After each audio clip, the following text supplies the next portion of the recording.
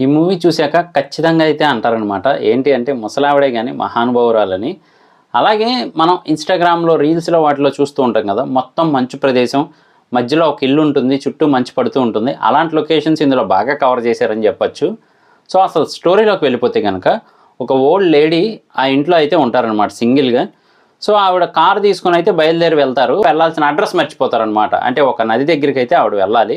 So, ఆ address కనుక్కుందామని ఒక ఇంటి దగ్గరికి వెళ్తారు. అసలు మనకి స్టోరీ కరెక్ట్‌గా కనెక్ట్ అయ్యేది అక్కడే.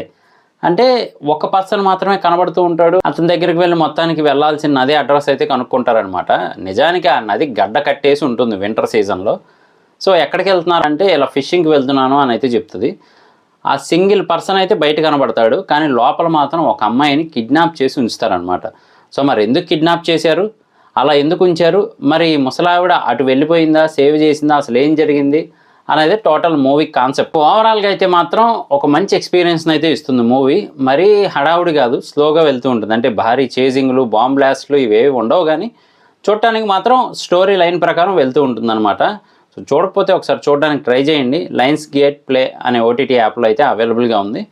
కానీ డిఫరెంట్ కాన్సెప్ట్. అంటే ఈ ఓల్డ్ లేడీ ఆ అమ్మాయిని ఎలా సేవ్ చేయగలిగింది? చివరికి ఈ ఓల్డ్ లేడీ బతికిందా? లేదా? ఆ గన్ షాట్ నుంచి తప్పించుకోగలిగిందా? చనిపోయిందా? ఇవన్నీ కూడా మూవీలో అయితే చూపిస్తారు. ఆవిడ నదికి వెళ్ళడానికి మాత్రం రీజన్ చాలా బాగుంటుంది. ఏంటి అంటే వాళ్ళ ఆయన చివరి కోరిక అనమాట. ఆ నదిలోనే నా అస్థికలు కలపాలి అని.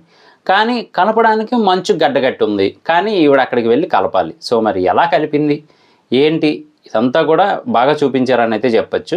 ఓవరాల్‌గా ఒక మంచి love story plus adventurous movie టైప్‌లో అయితే ఉంటుంది.